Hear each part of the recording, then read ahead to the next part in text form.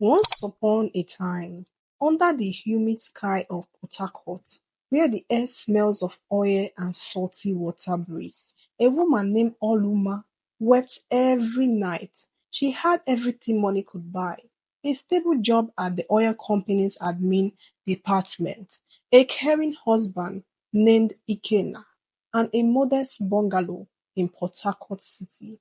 But what her heart longed for the most she couldn't get: a child to call her own.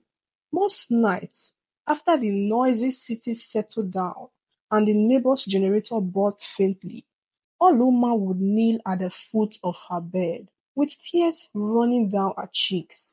"Father in heaven, why, why won't you remember me too?" she would whisper into the dark. Ikenna, lying beside her, would pretend to sleep because he had no answers to give. At family gatherings, her sister-in-laws would flash fake smiles, whispering behind her back, "7 years now, no child. Hmm, better check her roots." Even her closest friend, Amaka, once said over suya, "Olu, I know you pray oh, but prayer alone may not give you the answer you want. Sometimes the river answers faster than heaven, my sister." Oluma laughed it off, but that night her mind wouldn't rest. One Friday night, Oluma tiptoed out while Ikenna snored lightly in their bed. She walked through the silent streets, clutching tightly her bag with her slippers slapping through the muddy paths. She reached the bank of Choba Creek, an old river the elders warned children about. They said Mama Undoro, the water goddess, lived there, giving barren women children at a price. Oluma dropped to her knees at the muddy bank, ignoring the mosquitoes buzzing at her ears. She poured palm oil into the water, dropped kola nuts, and whispered, "Mama Undoro, take this sacrifice. Give me a child. Let my neighbors call me Mama, even if it means my life. Please, answer me tonight." After she left, the goddess came out of the black waters and stared at the river banks with a pointed and knowing look. Weeks later, Oluma fell sick. She vomited everything she ate. Ikenna rushed her to the clinic. The doctors smiled as he pressed the cold gel on her belly. "Madam, congratulations. You are almost 8 weeks pregnant. This child is strong." Oluma wept. Ikenna couldn't contain his joy. Finally, he was going to be called a father. Everyone was happy, but they didn't know the price she had to pay. Adora was born on a quiet, rainy Tuesday, with skin so light she looked like the soft belly of a tilapia fish. Oluma cradled her tiny frame, humming lullabies from her grandmother's days. Ikenna built an extra room, painted it pink, filled it with beautiful toys. For a while peace returned, but the river never forgets. At 2 years old, Adora would giggle at corners no one else found funny, waving at empty chairs, calling invisible friends auntie.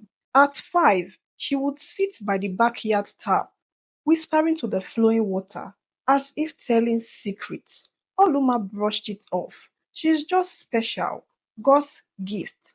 But at night, Adora would dream of a tall, beautiful woman with skin so white and water dripping from her skin, playing with her in the dream.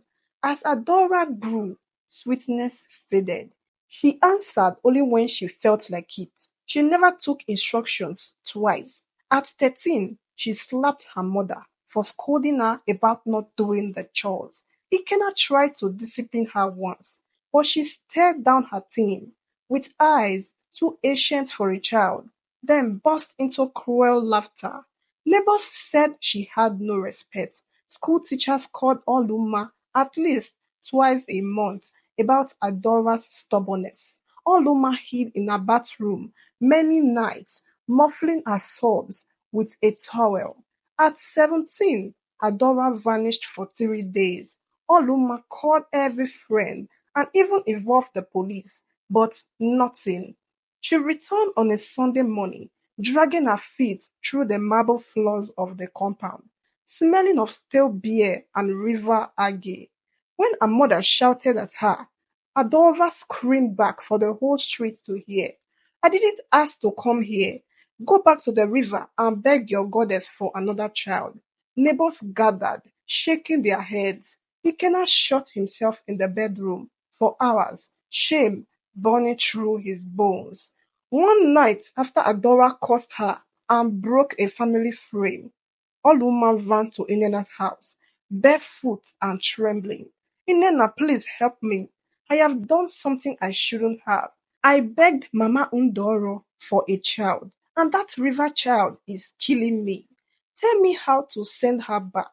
Inenna sighed, feeling empathetic towards her friend. You can't fight water with water. You need real prayers this time. Come, I will take you to Pastor Obiora. The next day, Oluma found herself at a small church at Diobu. Pastor Obiora, a sturdy man with kind eyes, listened quietly. Then he laid his hands on Oluma's head, his voice deep like rolling thunder. You went to the river for what only God gives freely, but He is merciful. He will deliver your house. They prayed fervently, and as the morning sun shone over Port Harcourt city, something shifted. At home, Adora stood at the backyard tap, barefoot, with the tap running and her eyes blank. She turned to her mother. Mama Undoro is calling me back. Goodbye, Mama. Before Oluma could ask her what she meant, Adora collapsed on the wet floor, lifeless, peaceful, as if asleep. Neighbors later swore that they heard the creak behind the compound gurgle louder that night, like a satisfied sign. Years passed, Oluma never bore another child, but she never returned to any riverbank again. She sits today among church women, warning them softly. If your heart aches for something, kneel before the Almighty God. Don't bargain with spirits you can't understand. Some gifts come wrapped in grief and curses. If you learned something from Oluma's story, share with another woman who might be desperate for a shortcut to happiness. Subscribe to Folktales by Eunick for more true Nigerian and African stories that teach and shock. What would you have done if you were Oluma? Drop your thoughts in the comments below.